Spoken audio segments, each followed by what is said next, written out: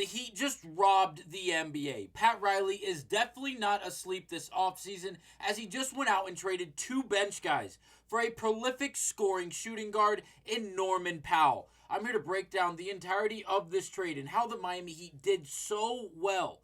We'll break down all of that on this episode of Heat Digest, but first, remember to scroll down and click the subscribe button as nearly 85% of you guys watching this video are not currently subscribed to the channel. We do appreciate the love and support, but now let's get to it and break down a massive move for Miami. And this is exactly what the Miami Heat organization needed, as well as their fan base. Because time and time again, whether it's this offseason specifically, or if you go back a few years, in consecutive offseasons, the Miami Heat have been involved in major name after major name. And despite that, they are only involved in looking. They don't actually ever land the big name player. Now, there's been conversations about Kevin Durant. He landed in Houston. There's been conversations about Giannis. It doesn't look like he's going anywhere.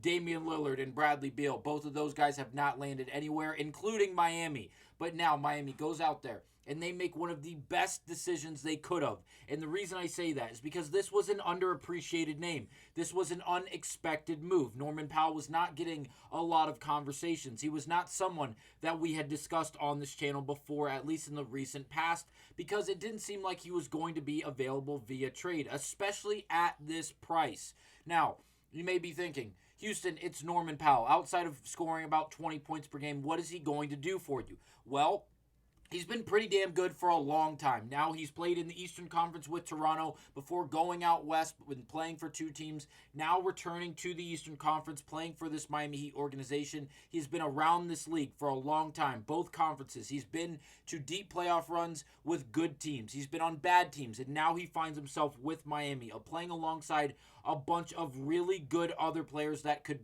when all mixed together, could really work together like a well-oiled machine, and it could end up producing a very effective and efficient and successful season for this Miami Heat organization. If we look back at the most recent year from Norman Powell, 21.8 points per game. If you look at the assists and the rebounds, not doing a lot in the sense of he's not going to jump off the stat sheet at you, but around 3.5 to 4.5 per game in both respected categories. And if you look at the defense, on the wing, he's a plus side defender. I would say he's above average on the wing. When you get him closer to the basket, obviously he is only a two guard that maintains good size, but he's not the biggest human being in the world.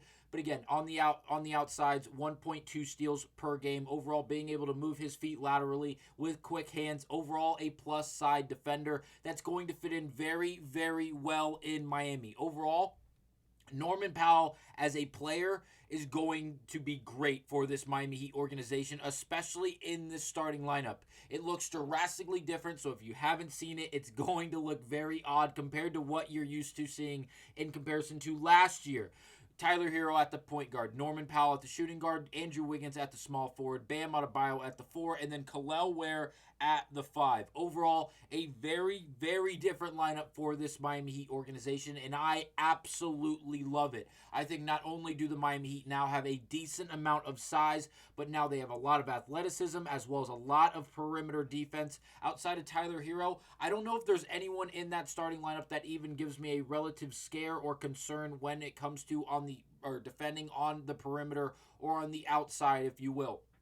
Overall, I think this Miami Heat team has gotten drastically better defensively while also adding another 20-point per game scorer in Norman Powell. Now, why else is this a great move? Well, like we mentioned earlier, Norman Powell is on an expiring contract. He has 1 year remaining on his current deal, which was a 5-year, $90 million deal. He's currently in the 5th and final year of that deal. Next year, he will be an unrestricted free agent. So, Miami has just acquired this young man. He is going to be playing in his age 32 season this year. If things flat out do not work out in Miami, whether it's because Norman gets injured or Norman's flat out just doesn't find his way and doesn't find his footing and doesn't fit into this Miami Heat organization or the culture that has been established in this organization, he's an unrestricted free agent next season, this time next year, which means Miami could flat out not extend him.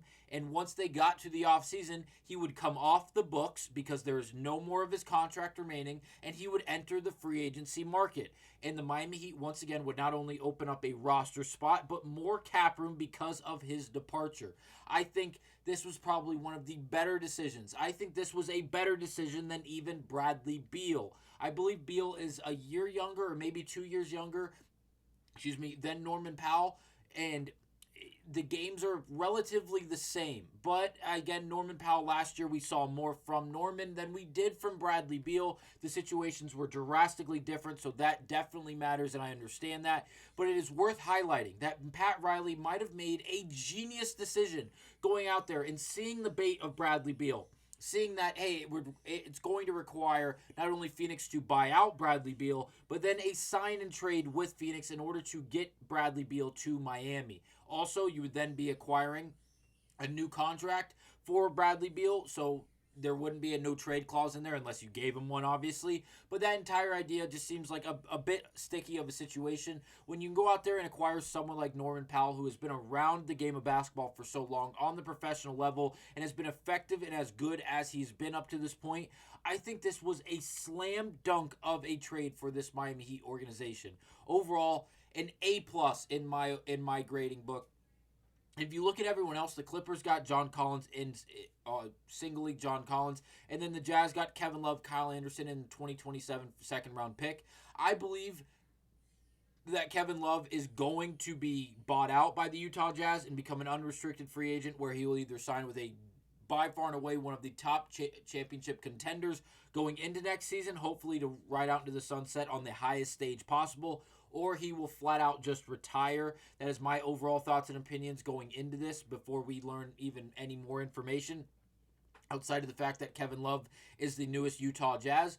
But again, thank you to Kevin Love for being that guy over a stretch of years, just the experienced veteran that is more of a role model to all of these young guys. As we all know, he's had an illustrious career in 2 different conferences, champion as a real of a champion as any one of them gets. Again, Kevin Love, thank you for your tenure in Miami, but now it is time to flip a new page, and credit to Pat Riley for going out there and getting the job done. Didn't bite the bait on Kevin Durant, didn't try to move mountains to get Giannis Antetokounmpo, but reset this team, getting better defensively, as well as adding more scoring to this team to take pressure off of Tyler Hero, as well as Bam Adebayo. I could not be more ecstatic about this trade. I think all of Heat Nation should be just as excited as they could possibly be. Go buy your Norman Powell jerseys. He's going to be a substantial piece to this Miami Heat organization. Look for him to be an 18 to 24 point per game scorer, while also being a reliable defensive threat around the perimeter, playing alongside these other big names that allow a little bit of pressure to be freed up off of these guys, specifically Bam, after what we saw this past year, simply not getting the production we were all looking for in the hopes that he would be that 24 to 28 point per game scorer. It didn't happen. Now going into this year, he has a full season with Andrew Wiggins. He's going into a new year with Norman Powell. Those 2 guys, as well as Tyler Hero and Kel'el Ware, are going to take an ample amount of pressure off of Bam Adebayo, and this could be the season we see everything really click. Credit to Pat Riley, credit to the rest of this Miami Heat organization. I will see you guys on the next episode of Heat Digest. Make sure you let me know down below what your overall thoughts and opinions are on this major trade for Miami. Thank you guys for watching. I'll see you on the next one.